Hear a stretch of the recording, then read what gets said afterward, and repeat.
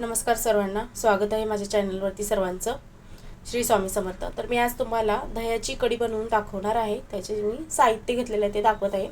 हे दही आहे 1 वाटी. ह्याच्यामध्ये 1 चमचा, हा जो चमचा आहे ना हळद घेतलेला, तो 1 चमचा बेसन टाकून मी चांगलं घुसळून घेतलेला आहे. हे लसूण, मिरची, थोडीशी कोथिंबीर, थोडेसे जिरे ह्याची मी पेस्ट करून घेतलेली आहे. कढीपत्त्याची 2 ही पानं आहेत. अर्धा टीस्पून हळद आहे, मोहरी आहे, जिरे आहेत, कोथिंबीर आहे आणि हे तेल आहे. तर मी तेल फोडणीसाठी जेवढं लागणार आहे तेवढं घेणार आहे, एवढं नाही मी टाकणार आहे तेल. तर चला तर आपण रेसिपी करू. ते गॅस पेटवून घेत आहे मी. तर चांगलं ह्याच्यामध्ये तेल गरम होऊ देणार आणि मग फोडणी देणार आहे मी. तेल टाकून घेतलेलं आहे. आता तेल देखील गरम झालेलं आहे. मी आता थोडा गॅस कमी करत आहे. मी आता याच्यामध्ये मोहरी टाकून घेणार आहे. मोहरी तडतडली की लगेच आपण जिरे टाकून घेणार आहोत. तर जिरे टाकून घेणार आहोत. त्याच्यानंतर कढीपत्ता टाकून घेणार आहोत आणि तेलामध्ये देखील आपण थोडीशी कोथिंबीर टाकून घेणार आहे.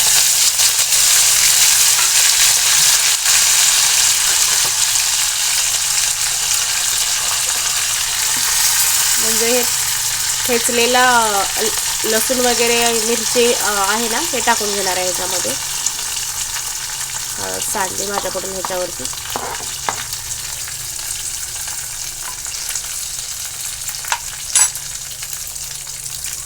आता आपण हे चांगलं मिक्स करून घेणार आहोत.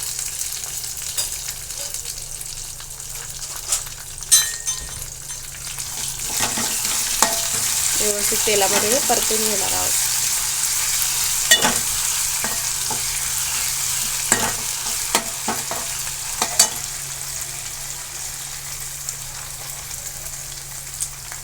आता याच्यामध्ये मी हळद टाकून घेणार आहे.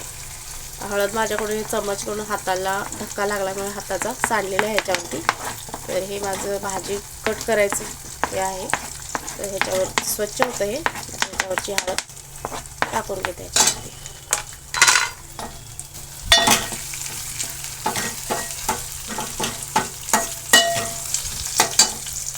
आपल्या नवीनच चॅनल असल्यामुळे अशा काही चुका होत राहतात, तर प्लीज समजून घ्या.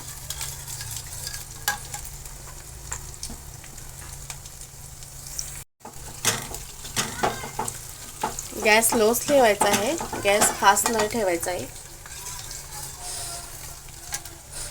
आता आपण हे व्यवस्थित आपले भाजले गेले, तेल सुटलेलं आहे.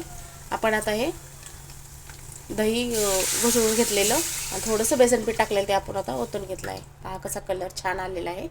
आपण हलवलं देखील नाही अजून. आता ह्याच्यामध्ये आपण थोडंसं पाणी टाकून घेणार आहोत. आणि एक ह्याच्यामध्ये टिप सांगते तुम्हाला, कधीही दही आपण घुसळून घेतो ना, तर पहिल्यांदा पाणी नाही टाकायचं. दही आणि बेसन घुसळून घ्यायचं, जेणेकरून गाठी फुटतात. नाहीतर मग तुम्ही पाणी टाकलं ना की बेसनच्या गाठी नाही फुटत आहेत. मग आपल्याला जशी कन्सिस्टन्सी पाहिजे तशी हे करायची, जास्त पातळ नाही. जसे ना आपण भाताबरोबर किंवा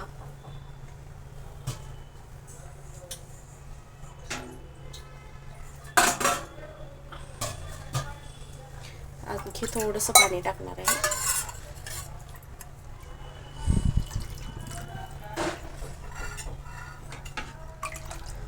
तर आता आपण याच्यामध्ये चवीपुरतं मीठ देखील टाकणार आहोत.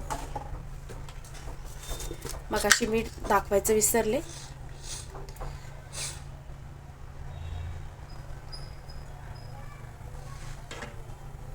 थोडीशी आपण उकळी येऊ दिल्यानंतर मग आपण मीठ टाकणार आहोत.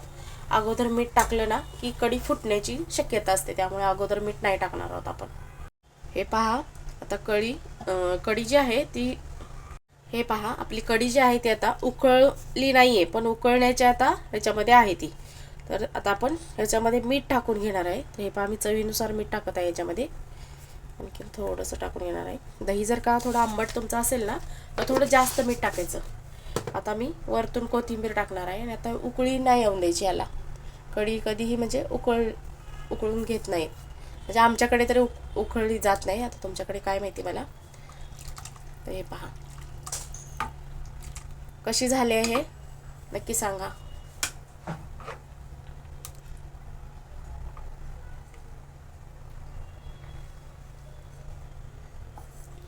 तुम्ही देखील अशा प्रकारे बनवून खा. ही कढी तुम्ही भाताबरोबर, चपातीबरोबर खाऊ शकता. कशी झाली आहे नक्की कमेंट करून सांगा. माझ्या चॅनलला सबस्क्राईब करा, गोड अशा कमेंट करा. तुम्ही देखील अशा प्रकारे बनवून खा.